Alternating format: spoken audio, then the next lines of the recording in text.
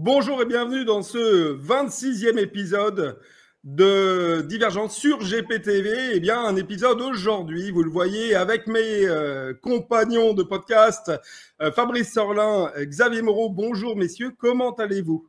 Bonjour Alexis. Bonjour Alexis, bonjour Fabrice, tout va bien? Alors, c'est parfait parce que dans ce podcast, on va revenir sur l'actualité, une actualité qui sera marquée en 3 thèmes pour nous. On reviendra bien entendu sur la rencontre entre Emmanuel Macron et Donald Trump. Également, nous parlerons de l'Allemagne et du retour de la RDA. Vous l'avez vu, les élections ont apporté aucune surprise finalement, une montée de l'AfD dans l'opinion allemande. Et puis enfin, on parlera de la Roumanie, de ce coup d'État européen dans les élections présidentielles en Roumanie. Tout de suite, générique. What do you want? Me to go back to my plane and go back to France? J'ai été mis en cause par le pédophile Cohn-Bendit, et j'ai le droit de répondre. Vous préférez manger des pépitos que de voter sur le projet de loi de finances? J'espère que le gâteau était bon. Win, the yes, need the no to win, again the no. Je suis le bruit et la fureur. Moi, président de la République, je ferai en sorte que mon comportement soit à chaque instant exemplaire. C'est de la poudre de perlimpinpin. Jeanne, au secours! Au revoir.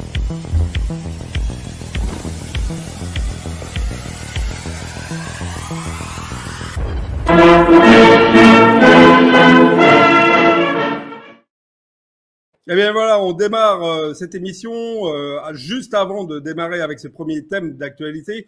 Je voudrais vous dire que c'est la dernière de Divergence sur GPTV et je voudrais remercier vivement et 1000 fois toutes les personnes à GPTV qui nous ont permis d'être présents sur cette belle chaîne. Alors je pense bien entendu à Franck, tout logiquement, je pense également à Raphaël et puis plus globalement à tous ceux qui ont participé. Voilà, merci à GPTV de nous avoir accueillis avec Divergence, avec toute l'équipe. On a été ravis de faire ces épisodes sur cette chaîne.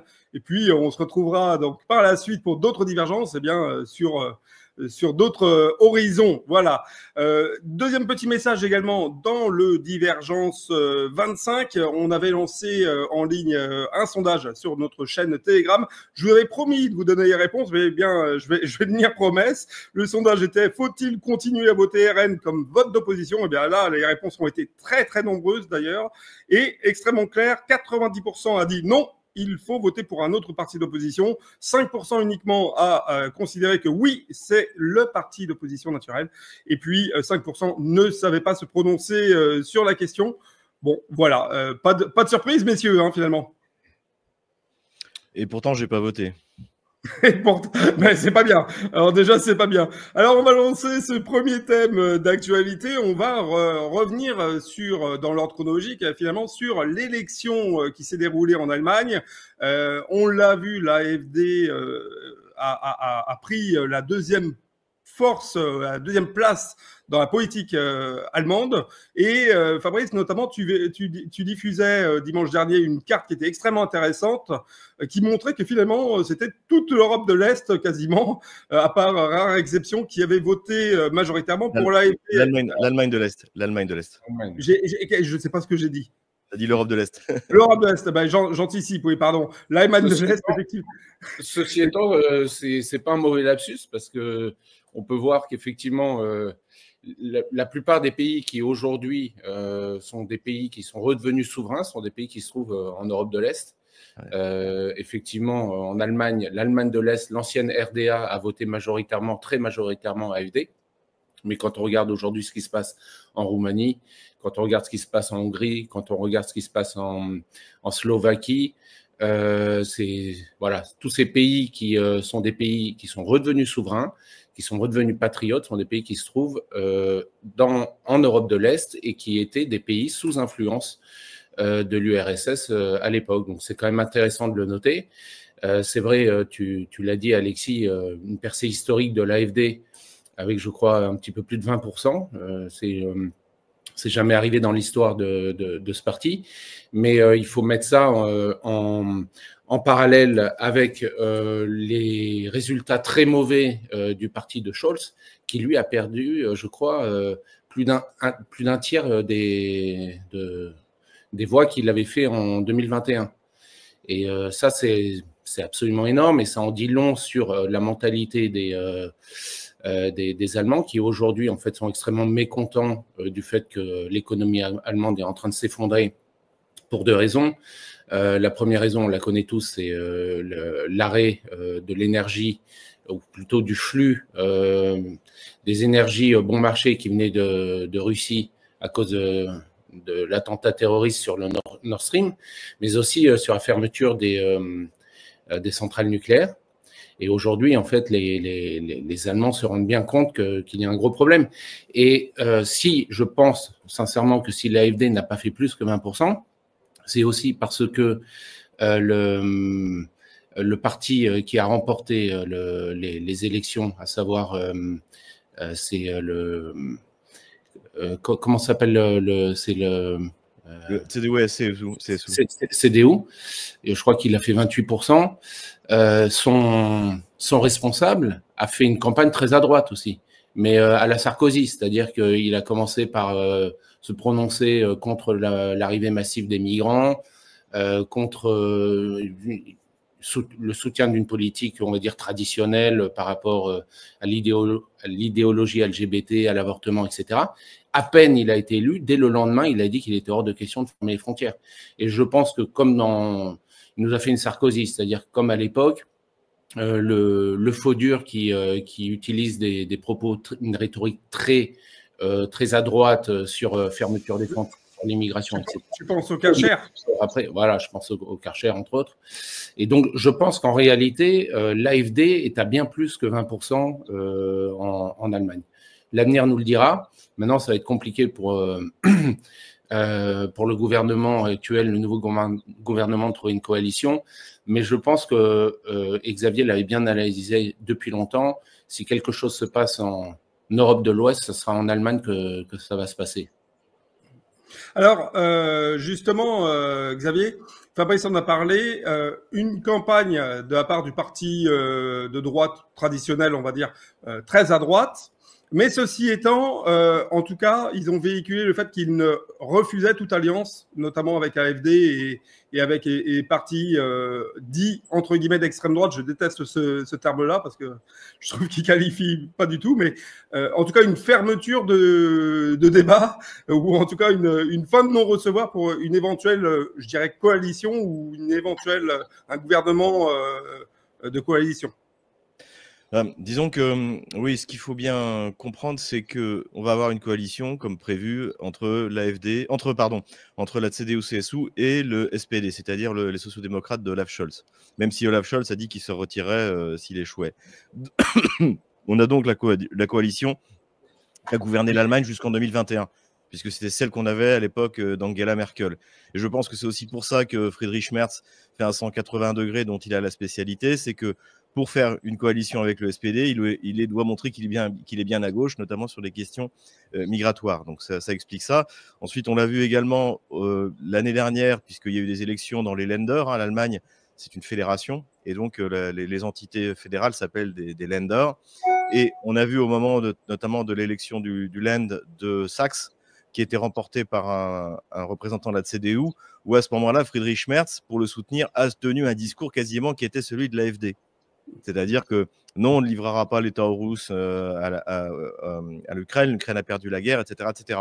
Et le candidat pour le ministre-président de la Saxe avait dit la même chose. Et juste après, Friedrich Merz a retrouvé son discours initial. Donc c'est un peu politicien professionnel et il est capable de raconter tout et n'importe quoi.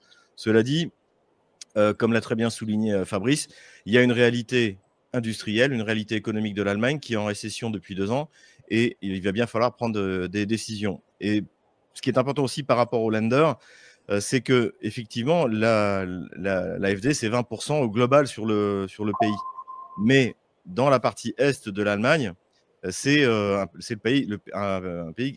parti qui domine largement. Et d'ailleurs, il s'est emparé du Land de Thuringe l'année dernière. l'AfD.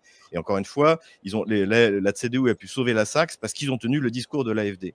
Donc ça veut dire qu'on va encore avoir dans les années qui viennent des élections dans les Länder et notamment ceux d'Allemagne de l'Est, pardon. Et à ce moment-là, on va voir arriver, je pense, de plus en plus de régions qui vont être gouvernées par des gens de l'AfD. Petit bémol à cet enthousiasme, c'est que ma candidate, la magnifique Sarah Wagenknecht, n'a pas atteint les 5%. Et ça, c'est vraiment dommage. Parce qu'elle représentait une gauche populaire qui n'existe pas en France, hein, et qui était bien sûr pour une économie de redistribution, etc., mais contre l'immigration, contre les folies LGBT, etc., etc. Donc ça, c'est un peu le point négatif. Mais globalement, par rapport à la situation ante-élection, c'est bien meilleur. Et surtout, à moins que Friedrich Merz fasse n'importe quoi, les écologistes ne seront plus dans la prochaine coalition. C'était eux les plus agressifs contre la Russie. Baerbock, qui était la ministre des Affaires étrangères allemande, était complètement folle, et sans compter cette politique écologiste qui tout simplement a détruit l'économie allemande, à commencer par le nucléaire. Donc, alors, ça ne veut pas dire qu'ils vont revenir au nucléaire, mais je pense que pour l'Allemagne, et je ne lui souhaite pas du malheur, c'est une bonne chose. Ceci étant, oui.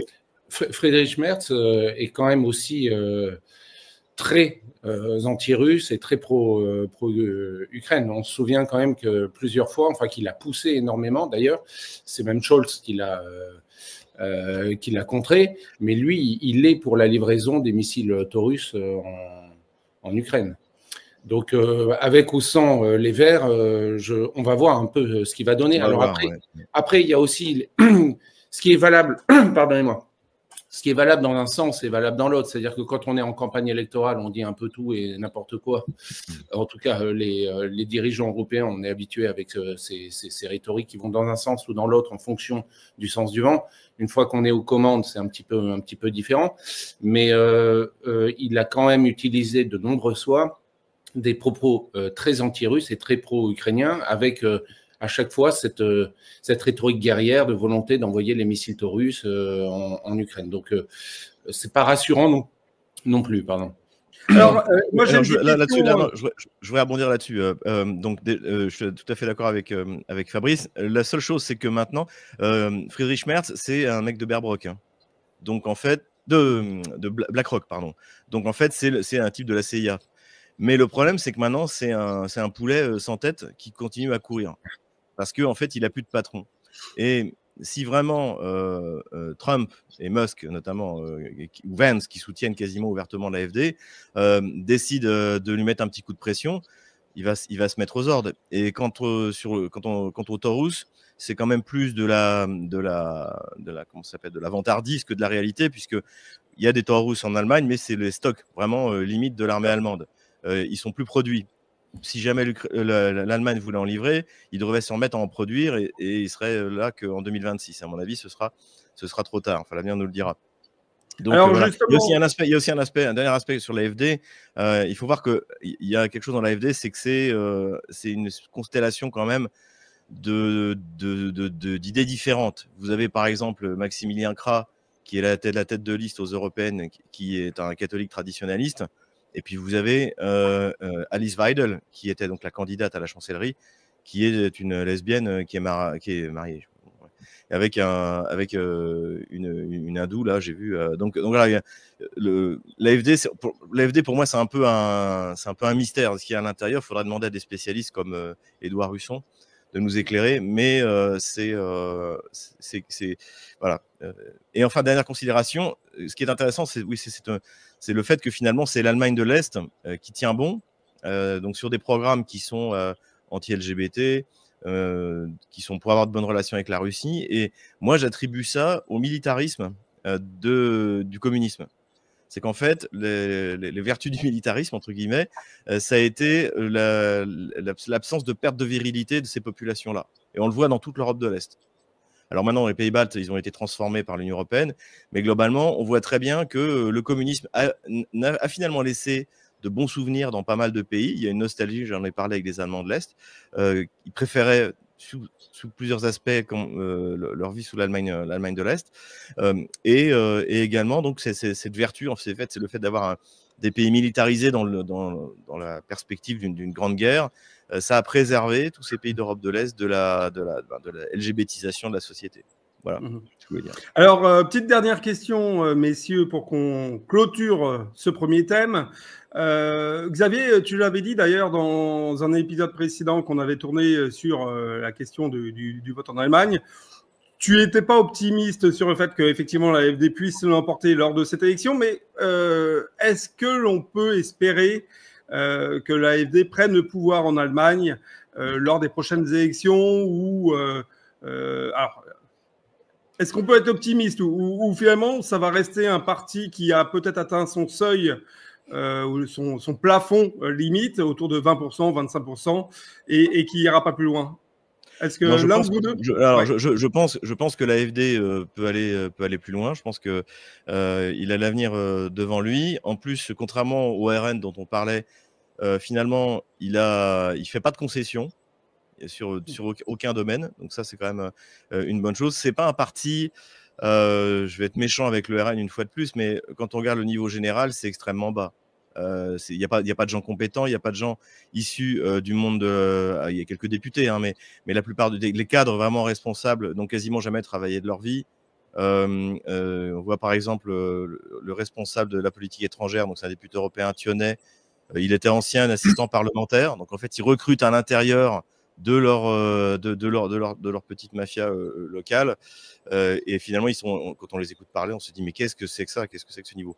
Et alors qu'à l'AfD, on a un très très bon niveau. On a des gens qui sont un peu dans l'élite de la société allemande. Je me souviens à Donetsk, en 2021, j'avais croisé, puisque l'AfD envoyait des représentants, j'avais croisé un des spécialistes mondiaux des nanotechnologies, qui avait une grande entreprise, qui était un multimillionnaire, voilà, qui pesait des centaines de millions d'euros.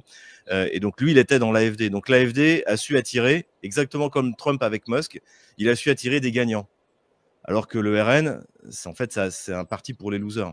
Et c'est là où on veut qu'il reste, d'ailleurs. Donc, je pense que c'est ça la grande différence avec l'AfD. C'est ce qui fait que l'AfD a un véritable avenir.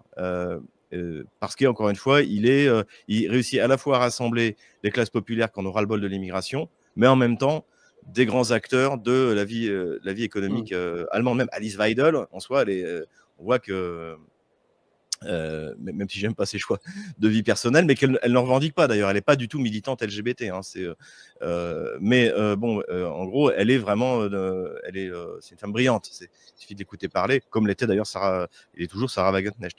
Donc je pense que le niveau est largement, en général, quand j'observe la vie politique allemande, je trouve que le niveau est largement au-dessus de ce qu'on peut voir en France, tout parti confondu.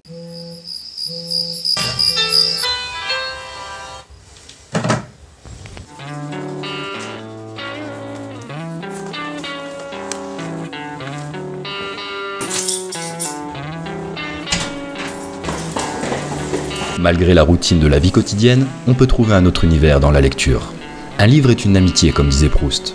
Il nous accompagne partout et nous transporte plus loin que nous pouvions espérer. Ça semble un peu cliché dit comme ça, mais oui, la lecture change la vie.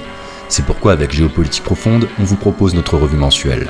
En plus d'avoir les meilleures expertises sur les sujets essentiels de notre société, il y a aussi des solutions financières pour s'émanciper du système. On essaie de changer la vie de ceux qui nous lisent, intellectuellement comme matériellement. Quand les intérêts rencontrent la sympathie, c'est souvent une nouvelle amitié qui commence. Car on n'est pas là pour vous raconter des histoires, mais pour vous aider à écrire la vôtre.